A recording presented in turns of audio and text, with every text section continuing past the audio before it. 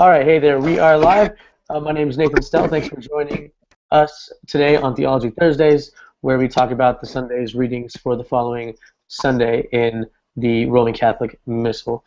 This coming Sunday is the second Sunday of Advent, and the theme is all about preparing the way for the Lord, being ready for the coming of Jesus in his birth in Christmas, and always being ready for Jesus, whatever way he manifests himself in our lives. A quick recap of the readings.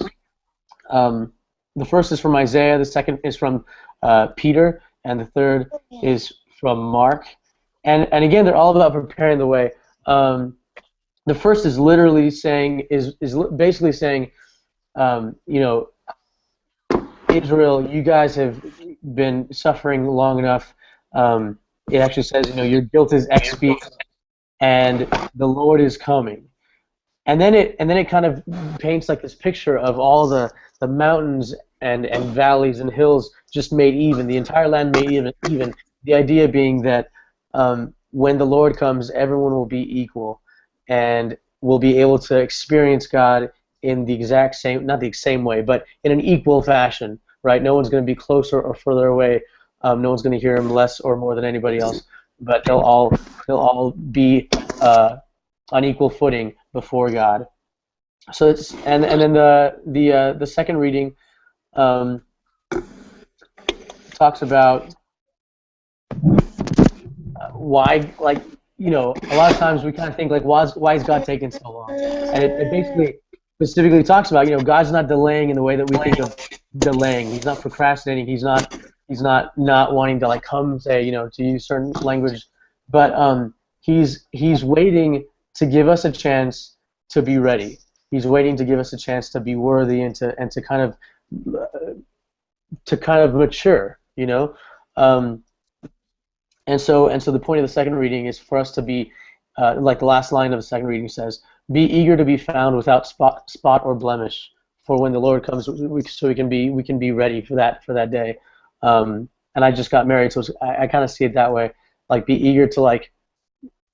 I was so excited for like the day of my wedding. I wanted to get ready for it, and I wanted to be kind of worthy of the woman I was going to marry, that I ended up marrying. And then the gospel is a story that a lot of us know very well. It's the story of John the Baptist and how he was baptizing by water and how he was literally preparing the way for Jesus to start his ministry. So the kind of the sum up of the readings for this week, as I saw them, were the first reading is actually talking about the coming of God. The second reading is talking about why it's taking so long for God to be here, so to speak. And the gospel is like the precursor to the Lord's coming. What we can look at, what we can see before Christ comes. So that's kind of like a just my kind of summary on the readings. Do you have any thoughts on that, Jeremy? Or Mika, really, because Mika's the one that's in the shot. Sorry. I would imagine Mika has a lot of thoughts, but he might just be signing them at the moment. This is Mika's first. That's okay. That's all right. I had a couple interesting thoughts.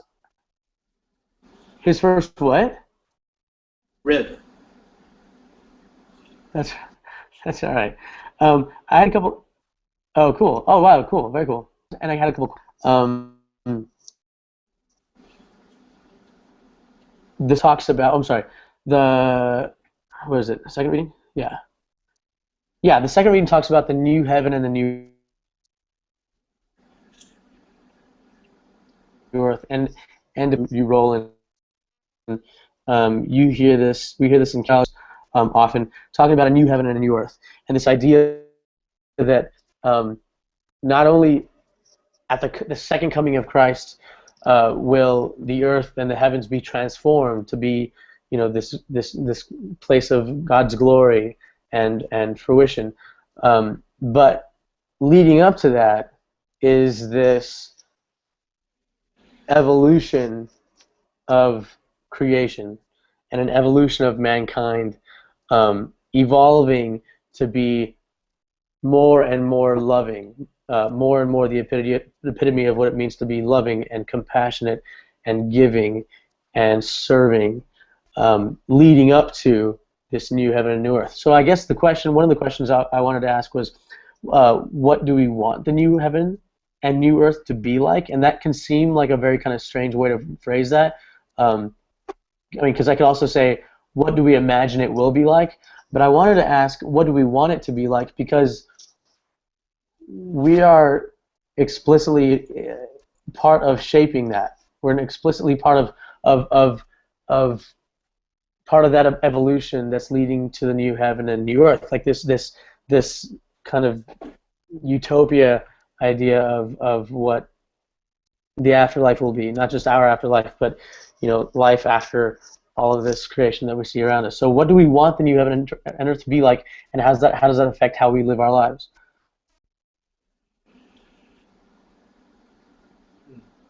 I think Mika might have a couple more thoughts on that, although I think he might also be distracted.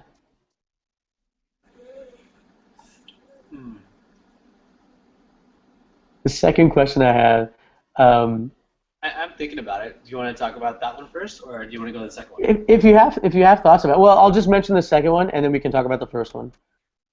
The second question I had was, what's this is Advent. This is the end of the first week of Advent, or coming to the end of the first week of Advent.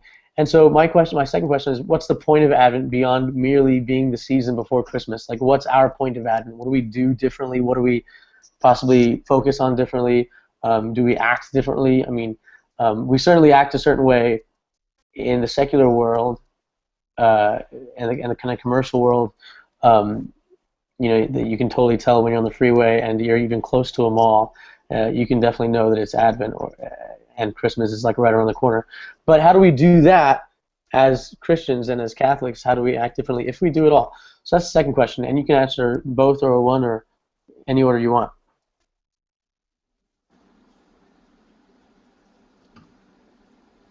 I think like the thing that I struggle with so much is like seeing the forest and the trees, right? Sure. I think all of us have moments of just like absolute clarity and presence and oneness with God and the universe and everyone and being full of love, and then we lose it, To me, like call it second heaven and second earth. Well, yeah, new heaven and new earth, but yeah. New earth, right? Like it would be not losing it, right? Like it's you're there with God, not because you're somehow necessarily closer to God, but because like somehow you can. I don't know what he's doing. That's okay. Go ahead. But because you walk in His presence all the time, and He's in your thoughts, like that. That's so hard to do. Right. And we can do that. We can do that. Like it's hard, but not impossible. Totally. I mean, I don't know. This is not necessarily right on point, but as you're talking, I was thinking about like, we have Adam and Eve and the whole story of creation, right? The whole story of Genesis, and a thought that a question that I've heard before, and one that I've definitely thought of, is like, why, if the whole point, the whole evolution leads to this like new heaven and new earth, right? This lack of separation between us and God, and lack of, like you say, lack of losing that oneness and that experience of God. If that's kind of where everything's leading towards, and that's kind of where everything started, with like the idea of Adam and Eve and creation in general. Like why? Like it seems. I've heard people phrase it this way. It seems like a really ridiculous game or a really ridiculous plot. Almost like God's kind of laughing, saying, "Haha, I made this whole thing kind of perfect, and I let them mess it up just so they could get better, and it could be perfect again." which is kind of ridiculous. But as I'm watching like Mika on the screen, as I'm watching, he's like 1 and he's this baby and he's, a lot of people could say, and I think they do actually say the same thing, like I don't know if I'm ready for kids. Like I just got myself figured out, or I'm just kind of figuring out myself, or I'm really good in where I'm at. Why would I possibly want to have kids and like do that again? Like relive all these mistakes and relive all this learning and all this growth that needs to happen and development. And it seems like a similar analogy to me at least. This kind of cool idea of, you start as an adult, kind of, I mean, to a certain extent we know something about life, and to a greater extent we know absolutely nothing. We're just kind of flying by the seat of our pants. But we start the way we start, and then we decide to like do this insane thing called having kids, and just start that process all over again. So that's what I think of when I think of, and with the idea that the fruition of having a child is that he or she grows up to be a fulfilled, wholehearted human being, and that we can share in this bond and relationship that gets built in that lifetime. And that's kind of I don't know. That's what I think of when I think of Advent and when I think of the new heaven and the new earth, and this just whole cyclical thing of God was here, God is present, and just makes everything, with this idea that it will grow up and come to fruition and be this wholehearted entity that can live in relationship and in communication with, or communion with itself. Yeah, I thought you were going to go a different direction with Mika. I thought you were going to go, like, basically right now Mika is present all the time. Like what I just said, that I'd love to one day get to this place. Like that's where Mika lives all the time, 100% of the time. He's present. He's like completely at one with his emotions. Sure. Mika, I'm gonna put on the table. When you finish that, I can give you more. Okay? He's being at one with his emotions.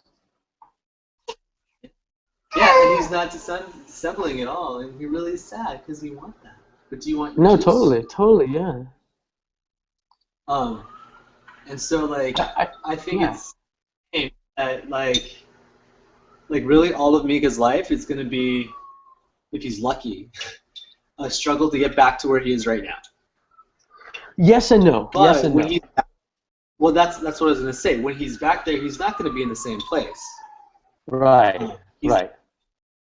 And I think that one thing that I believe, although I don't know if it's technically church teaching, but I think it might be actually, is that the difference between before the fall and now is choice, right? So before we lived in the presence of God, but we didn't choose to.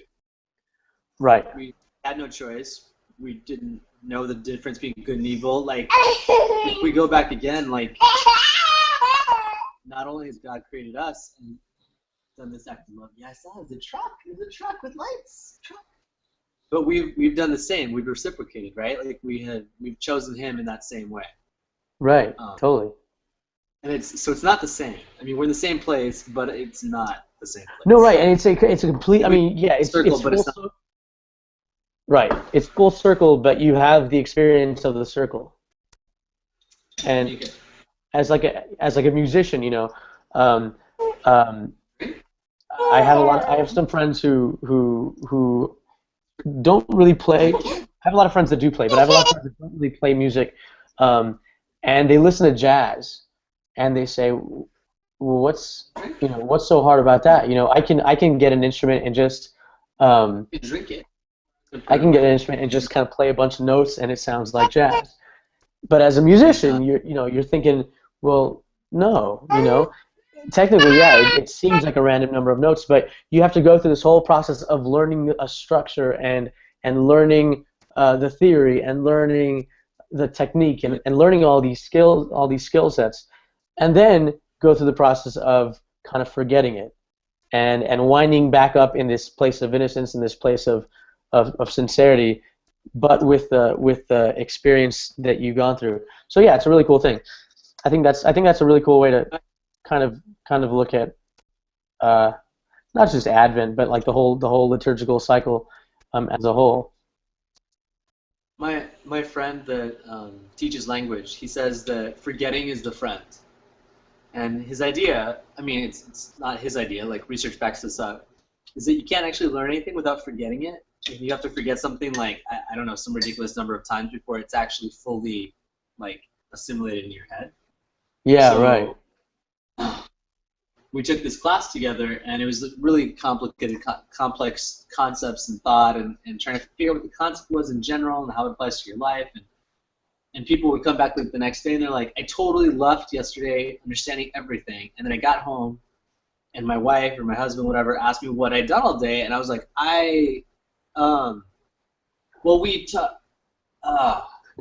have no idea. And they feel like this whole day, or at some point, like half a week or a week, and they couldn't like talk about what it was, and they're like, I had it, and then it went away, and so they talked about this process of like physics. In physics, like when a solid turns into liquid or vice versa, you would think it's just like one layer, then the next, the next, and the next, and the next.